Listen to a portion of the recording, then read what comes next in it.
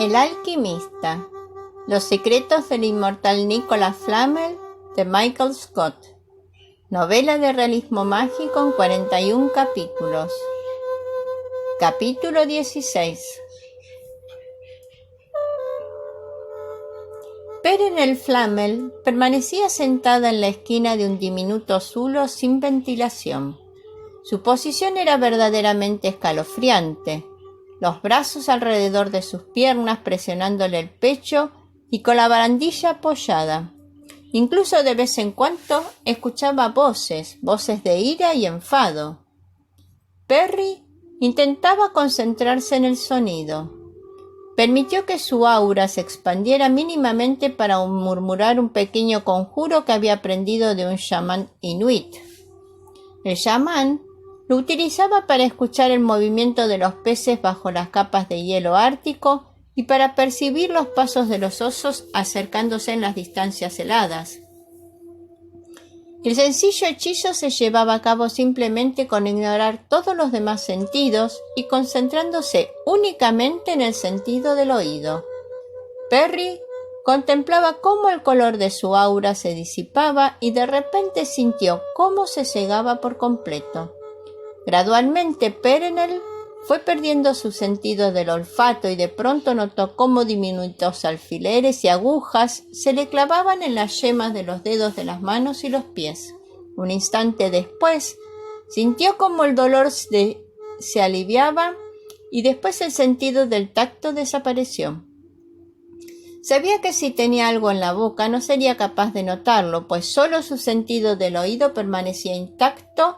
Y no solo eso, sino que se había agudizado y ahora poseía una sensibilidad increíble. Escuchaba a las cucarachas trepar por las paredes externas de la habitación, a un ratón como araña, y roía la madera de algún lugar por encima de un zulo, y una colonia de termitas que estaba mascando poco a poco las lejanas tablas que cubrían el suelo. También podía percibir dos voces diferentes, a veces altas y claras, a veces un tanto distorsionadas, como si escuchara una radio mal sintonizada. Pero también sabía que las voces provenían de algún lugar bastante alejado de su habitación. Perry ladeó la cabeza, intentando así afilar el sonido. En ese instante logró escuchar el soplo del viento, el ondear de la ropa y el grazneo de los pájaros. Perenelle no dudaba de todo lo que escuchaba provenía del techo del edificio donde se encontraba. Entonces, las voces cobraron más fuerza, trinaron, balbucearon y repentinamente se aclararon. A partir de ese momento, Perenelle ya percibía a la perfección el tono de las voces, que pertenecían a Dee y a Morrigan.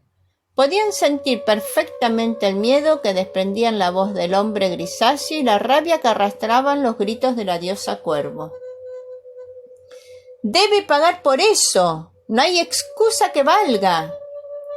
Es una inmemorial, una intocable entre seres como tú y como yo», murmuró Dee, intentando calmar a Morrigan. «Nadie es intocable», interfirió en un asunto que no le correspondía. «Mis criaturas estuvieron a punto de aplastarles el coche, pero entonces apareció el viento fantasma y echó por los suelos mi plan. Flamel, la guerrera Skatach y los dos humanos se han esfumado», comentaba Dee mientras Perry fruncía el ceño para concentrarse e intentar seguir cada palabra que se cruzaban. Perenelle sintió un alivio al descubrir que Nicholas había recurrido a Skatach, pues ésta era una aliada formidable. «Es como si hubieran desaparecido de la faz de la tierra». «Por supuesto que han desaparecido de la faz de la tierra», interrumpió Morrigan. «Nicholas los ha conducido al mundo de sombras de Hécate». Aunque inconsciente, Perenelle asintió con la cabeza. «Por supuesto. ¿Dónde más podría haberse escondido Nicholas?» El mundo de sombras de Hécate, en Mill Valley, estaba relativamente cerca, y aunque la inmortal Hécate no era una amiga de la familia Flamel, tampoco era una aliada de Dee y sus oscuros inmemoriales. «Debemos seguirles el rastro», declaró rotundamente Morrigan. «Imposible», respondió Dee, intentando razonar. «No tengo ni las habilidades ni los poderes para penetrar en el mundo de Hécate», confesó a continuación. Después hizo una pausa y añadió: «Ni tú tampoco. Ella es una inmemorial de la primera generación y tú eres de la última». «Pero no es la única inmemorial establecida en la costa oeste», finalizó Morrigan con un tono de voz triunfal. «¿Qué sugieres?», preguntó Dee con una voz temerosa y con su acento inglés originario. «Sé dónde descansa Bastet». Perenelle Flamel se recostó sobre la gélida piedra y permitió que todos sus sentidos retornaran. De repente recuperó el sentido del tacto y notó un hormigueo, diminutas agujas que se clavaban por las yemas de los dedos de las manos y de los pies. Después vino el sentido del olfato y finalmente el de la vista. Pestañeó varias veces, esperando que los diminutos puntos de colores se disiparan y las imágenes cobraran su forma original. Acto seguido, Perry intentó otorgarle un sentido a todo lo que acababa de descubrir. Las consecuencias podían ser terribles. Morrigan era capaz de despertar a Bastet y así atacar el mundo de sombras de Hécate con tal de recuperar las páginas del Códex. Perenelle sintió un escalofrío. Jamás había conocido a Bastet. De hecho, no conocía a nadie que la hubiera visto durante los 3 últimos siglos y hubiera sobrevivido para contarlo. Pero la conocía por su reputación. Era uno de los miembros más poderosos de la raza inmemorial y en Egipto era venerada desde los primeros humanos que poblaron esas tierras. Tenía el cuerpo de una esbelta joven y la cabeza de un gato. Sin embargo, Perry desconocía por completo las fuerzas mágicas que ésta era capaz de controlar. Los acontecimientos se estaban sucediendo con mucha rapidez. Algo muy grave estaba por ocurrir. Años atrás, cuando Nicholas y Perry descubrieron por primera vez el secreto de la inmortalidad, se dieron cuenta de que unas vidas tan longevas permitían observar el mundo desde una perspectiva completamente diferente. Ya no planeaban algo con días o semanas de antelación, sino que organizaban sus planes con décadas de antelación. Había llegado a entender que los inmemoriales, cuyas vidas eran infinitamente largas, podían meditar planes que abarcaban incluso siglos, y eso, la mayoría de las veces, significaba que los acontecimientos se llevaban a cabo con una lentitud extremadamente deliberada. Pero ahora Morrigan estaba aquí. La última vez que había caminado por el mundo de los humanos había sido reconocida en las implacables trincheras cubiertas de barro de Somme. Había merodeado por los campos de batalla ensangrentados por la Guerra Civil Norteamericana. Pero el destino de la diosa Cuervo parecía no ser otro que la muerte, que vagaba por sus alrededor como un maloliente hedor. También era uno de los inmemoriables que consideraba que el lugar que debían ocupar los humanos en este mundo era la servidumbre. Nicholas y los mellizos estarían a salvo en el mundo de las sombras de Hécate, pero ¿durante cuánto tiempo?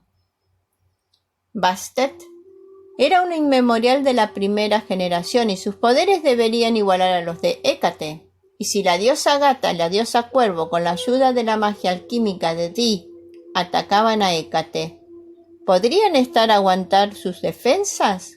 Perry no estaba muy segura de ello. ¿Y qué sucedería con Nicholas, Scatach y los mellizos? Perenelle sintió cómo 2 lagrimones se deslizaban por sus mejillas, pero enseguida se los secó. Nicholas cumpliría en el plazo de 3 meses 677 años, concretamente el 28 de septiembre. Él sabía cuidarse de sí mismo, aunque su dominio de los conjuros prácticos era bastante limitado y era un tanto despistado. De hecho, el verano anterior había olvidado por completo el inglés y había retomado su lengua originaria, un francés arcaico. Perenelle había tardado un mes en enseñarle otra vez a hablar inglés. Antes de eso, durante un tiempo, Nicholas firmaba los cheques en griego o en arameo antiguo. En este momento a Perenelle se le escapó una tierna sonrisa. Flamel hablaba 16 idiomas y conseguía defenderse en otros 10. Era capaz de leer y escribir en 22 lenguas, aunque últimamente no se le presentaba la oportunidad de practicar los jeroglíficos, la escritura cuneiforme ni la escritura lineal P. Perenelle se preguntaba qué estaría haciendo su marido en estos momentos. Seguramente estaría escudriñando la madera de encontrarla, pero también vería en la encrucijada de proteger a los mellizos y las páginas que Josh había logrado arrancar del códex. Perenelle tenía que enviarle un mensaje, tenía que hacerle saber que se encontraba bien e informarle del peligro que se avecinaba. Uno de los primeros dones que la joven dama conocida como Perenelle Flamel había descubierto mientras crecía era la habilidad de conversar con los muertos. Sin embargo, hasta que no cumplió 17 años, no se dio cuenta de que no todo el mundo podía ver las imágenes parpadeantes en blanco y negro que ella observaba día a día. En vísperas de su 17 cumpleaños, su querida abuela, Mammon, falleció. Perenelle contempló con sus propios ojos cómo el diminuto y marchitado cuerpo de su abuela era trasladado de la cama. Había pasado los últimos años de su vida a un frío ataúd. La joven Perenelle había conseguido la procesión funeraria por las calles de la aldea Quimper, hasta llegar al cementerio que tenía en vista al mar. Había sido testigo de cómo enterraban la caja de madera labrada y después volvió a su casa. Allí estaba Mammon, recostada en la cama y con una mirada reluciente y maliciosa. La única diferencia era que Perenelle ya no podía ver a su abuela con claridad. Ya no estaba color en ella, sino que su imagen parecía estar proyectada únicamente en blanco y negro. Además, la figura de su abuela parpadeaba, como si no pudiera enfocarse bien la imagen.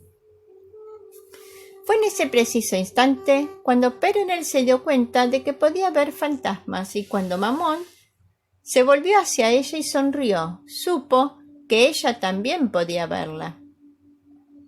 Sentada en la diminuta celda sin ventanas, Perenelle estiraba las piernas y presionaba el gélido suelo con ambas manos.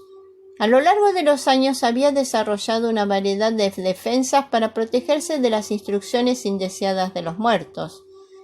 Si había algo que había aprendido de los muertos, sobre todo de los más ancianos, es que eran extraordinariamente groseros y que en general aparecían en los momentos más inoportunos y más inapropiados.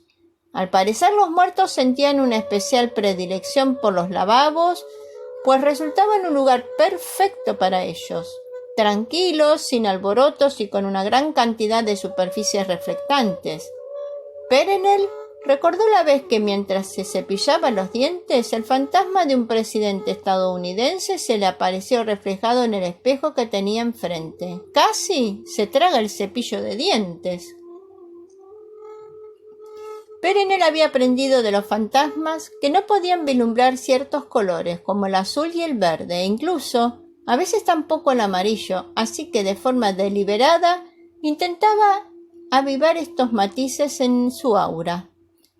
Con mucho cuidado creaba un campo a su alrededor que la convertía en invisible en particular mundo de las sombras donde las figuras de los fallecidos se reunían. Abriendo los ojos de par en par, Perenelle se concentró en su aura. Su aura natural lucía un color blanco y pálido como el hielo que actuaba como un faro para los muertos, de forma que siempre los atraía. Pero sobre su aura, como capaz de pinturas, Perenelle había creado auras azul zafiro, verde esmeralda y amarillo prímula. Uno por uno, Perenelle disminuyó los colores comenzando por el amarillo, después por el verde y finalmente el azul, que resultaba el más protector. Entonces los fantasmas se acercaron a su aura blanca como mosquitos a la luz. La imagen de sus cuerpos centelleaba a su alrededor, hombres, mujeres y niños que portaban ropajes antiguos de décadas anteriores. Los ojos verdes e intensos de Perenelle observaban las brillantes imágenes sin estar completamente segura de lo que estaba buscando. Enseguida descartó a las mujeres y a las jóvenes que llevaban las típicas faldas largas del siglo XVI y a los hombres que lucían botas y cinturones fabricados en el siglo XIX. Así, se centró únicamente en aquellos fantasmas que mostraban unos ropajes del siglo XX.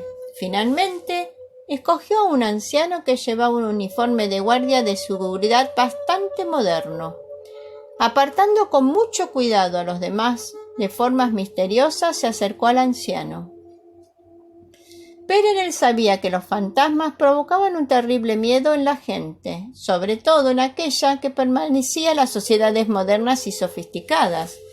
Pero también sabía que no había razón para temerlos, pues un fantasma no era nada más que los vestigios del aura de una persona que permanecía ligada a un lugar en particular. ¿Puedo ayudarla, señora? La voz del fantasma era grave y tenía acento de la costa este y quizá de Boston. Permanecía erguido como un antiguo soldado y aparentemente rondaba los 60 años, aunque podía ser mayor. ¿Puede decirme dónde estoy?, preguntó Perenelle. Está en el sótano de la sede corporativa de empresas Enoch, en el oeste de Telegraph Hill. Justo enfrente se encuentra la Torre Coit, añadió orgulloso. Parece que está muy seguro. Debería. Trabajé aquí durante 30 años. Obviamente no siempre perteneció a Enoch, pero lugares como este siempre necesitaban quien los vigile. Mientras yo estuve de guardia, nadie entró por esta puerta. Es algo por lo que debe estar orgulloso, señor. Por supuesto, interrumpió el fantasma mientras su imagen titilaba con más fuerza. Señor Miller, así me llamaba. Jefferson Miller. Hace tiempo que nadie preguntaba cómo me llamo. ¿Cómo puedo ayudarla?, repitió. Bueno, en realidad ya me ha ayudado mucho. Al menos sé que me encuentro en la ciudad de San Francisco. El fantasma no apartó su mirada de la dama. ¿Esperaba estar en otro lugar? Creo que me he dormido durante un tiempo, por eso pensé que quizá me habían trasladado de la ciudad. ¿Está aquí en contra de su voluntad, señora? Así es. Jefferson Miller se acercó. Bueno, eso no está bien. Pasaron unos momentos hasta que su imagen volvió a centellear. Sin embargo, me temo que no puedo ayudarla. Como ves, soy un fantasma. Perenelle asintió con la cabeza. Lo sé, respondió esbozando una sonrisa, pero no estaba de todo segura de que usted lo supiera. Perenelle sabía que una de las razones de por qué los fantasmas permanecían ligados a ciertos lugares era porque sencillamente no sabían que habían fallecido. El anciano guardia de seguridad soltó una carcajada. He intentado dejar esto, pero hay algo que me lo impide. Quizá pase demasiado tiempo aquí cuando estaba vivo. Perenelle volvió a sentir. Puedo ayudarlo a que abandone este lugar si verdaderamente lo desea. Yo puedo hacer eso por usted. Jefferson Miller asintió. Creo que me encantaría que hiciera eso por mí. Mi esposa Ethel falleció 10 años antes que yo. A veces creo escuchar su voz que me llama a través de los mundos de sombras. Perenelle asintió una vez más. Intenta que usted vuelva a casa. ¿Puedo ayudarle a cortar los lazos que lo mantienen atado a este lugar? ¿Puedo hacer algo a cambio? Perenelle sonrió. Bueno, hay algo. Quizá puede enviarle un mensaje a mi marido. Capítulo narrado, capítulo finalizado. Si quiere que te lo cuente otra vez, cierra tus ojos y cuenta hasta 3. Fifi la Cuentacuentos agradece tu escucha. Anhela que este capítulo haya sido de tu agrado. Te invita a suscribirse a su canal para que cada domingo de sus estrenos puedas disfrutar.